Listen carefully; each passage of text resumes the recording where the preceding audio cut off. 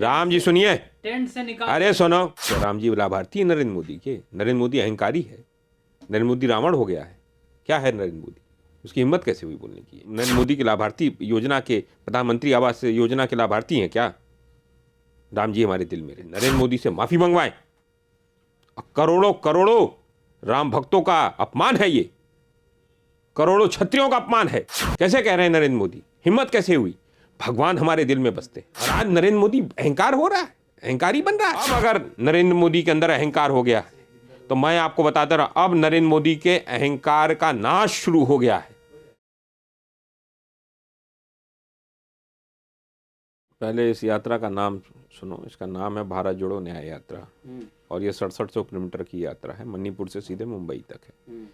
100 लोकसभा को हम टच कर रहे हैं, पूरे उत्तर पूर्व को करीब करीब, और उसके बाद जो है पश्चिम बंगाल, बिहार, झारखंड, छत्तीसगढ़, उड़ीसा, मध्य प्रदेश, उत्तर प्रदेश, गुजरात, और उसके बाद जो है महाराष्ट्र। 100 लोकसभा में ये यात्रा होकर जाएगी। और हम इसमें सामाजिक, आर्थिक, राजनीतिक रूप से जो विषमताएं पैदा हुई हैं पिछले 10 वर्षों में नरेंद्र मोदी के शासनकाल में, वो भारत जोड़ो यात्रा में उसके बारे में जानकारी आई, प्राप्त हुई। उसके बारे में राहुल गांधी जी ने लगातार बोला है।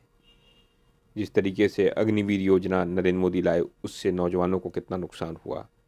किसानों की आय दुगनी करने की बात नरेंद्र मोदी ने किया, वो भी देखा आपने कि किस तरीके से आय दुगनी भी नहीं हुई, और अभी भी गन्ना किसानों की भी आय अभी रुकी हुई है, उनका भी पेमेंट नहीं हो रहा है, भुगतान नहीं हो रहा है। यहाँ तक पर्चियाँ नहीं उत्तर प्रदेश में दी जा रही जिसमें अंकित किया जाए, दर्ज किया जाए। तमाम अन्य विषय भी हैं, जैसे स्मॉल स्केल इंडस्ट्रीज़ के लोग हैं, दुकानदार हैं, उनकी भी इनकम या बहुत सारे काम हुए। तो हम जो है इस बार जो भारत जोड़ो न्याय यात्रा कर रहे हैं, हम आर्थिक, सामाजिक और राजनीतिक रूप से क्या न्याय देंगे, क्या योजनाएं हम लागू करेंगे, वह एजेंडा हम जो है जनता के समक्ष प्रस्तुत करेंगे। और ये आप समझ लीजिए लोकसभा की तैयारी प्रारंभ हो चुकी है। तो मोदी जी भी तो तैयारी कर रहे हैं सर, अयोध्या में पूरा रैली कर रहे हैं, कह रहे हैं कि रामलला को पक्का मकान मिला और आप लोगों को भी मकान मिल गया, पूरे देशवासियों को। राम जी दिल में बसते हैं। भगवान राम को वो क्या मकान देंगे?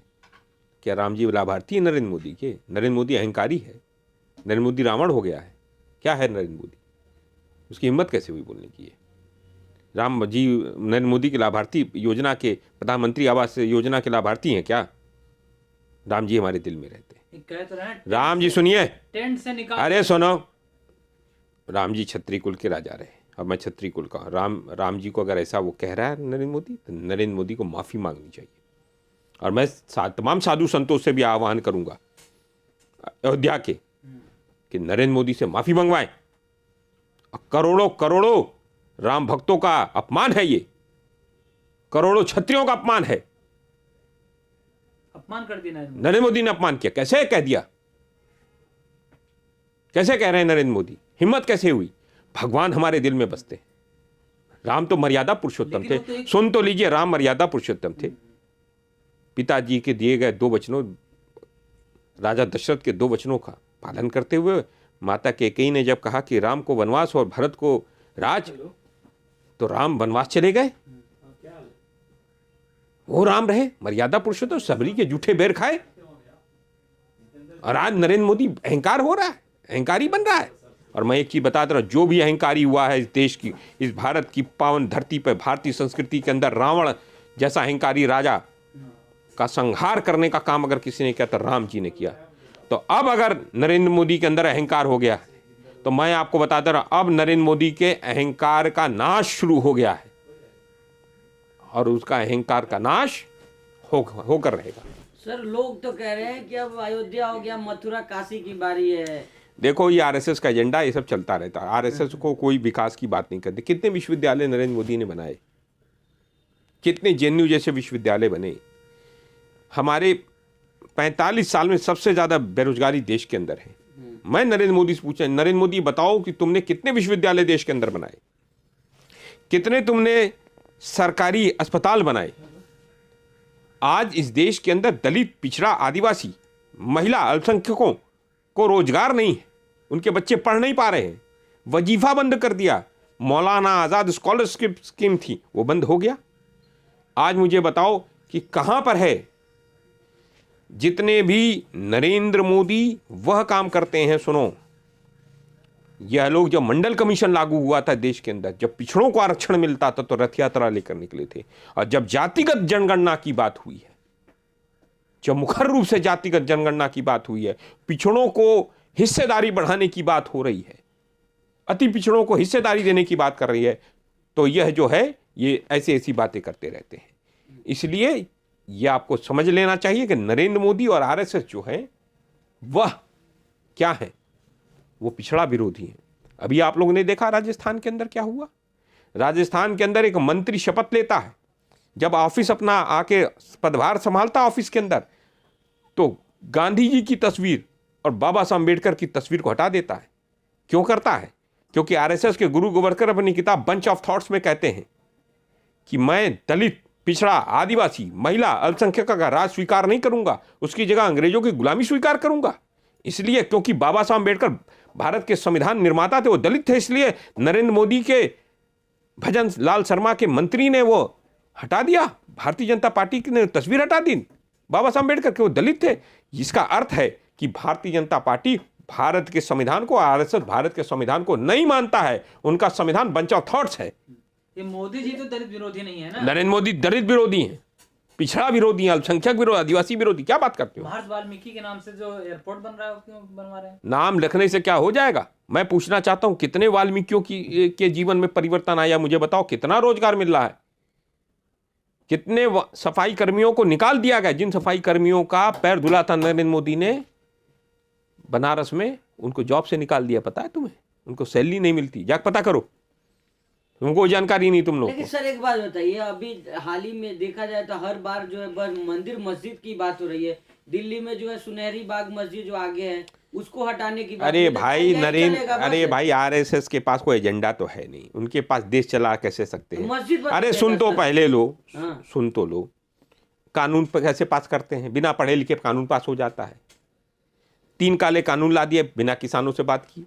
किसान 13 महीने सड़कों पे हम लोग बैठे रहे, मालूम है ना, गाजीपुर बॉर्डर, टिकरी बॉर्डर, सिंगू बॉर्डर, तमाम जगहों पे 550 किसान संगठन खड़े रहे। उस समय रोज बताते थे ये कानून ठीक है, ये कानून ठीक है। उनके तमाम वो एंकर जो हैं, चीयर लीडर्स एंकर जो हैं, गोदी मीडिया के चीयर लीडर्स एंकर, वो चिल्लाती थी रोज। उसके बाद क्या हुआ?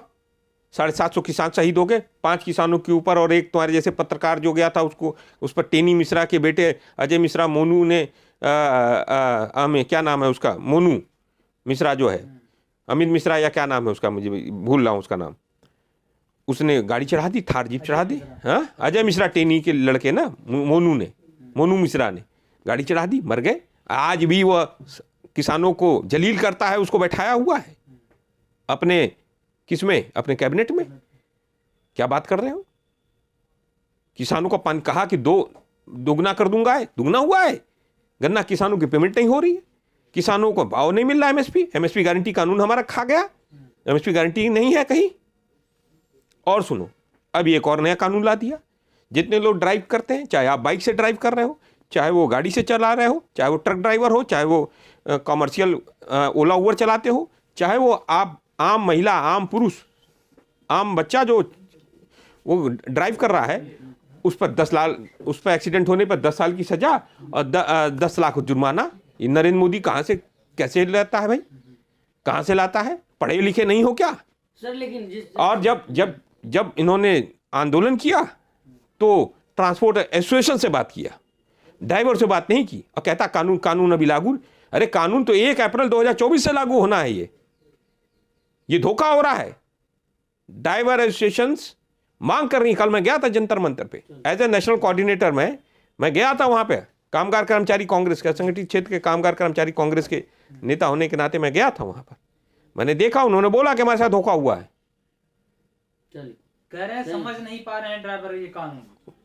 जिस दिन तुम्हारे साथ कुछ होगा तुमको समझ में आ जाएगा क्या हो जाएगा। नरेंद्र मोदी के पास कुछ है? कुछ भी बताने के लिए कुछ नहीं है देश के लिए। बस उनके पास क्या है? मंदिर मस्जिद, पाकिस्तान तालिबान, ईरान फरान, इजराइल फिलिस्तीन, और कुछ नहीं उनके पास। सवाल, 24 परिवर्तन नजर आ रहा है क्या? 24 में नरेंद्र मोदी की सत्ता उखाड़ फेंकेंगे, इस देश के अंदर लोकतंत्र बहाल होगा, और ईवीएम से चुनाव अगर हुआ तब तो नरेंद्र मोदी 400 सीट पा जाएगा।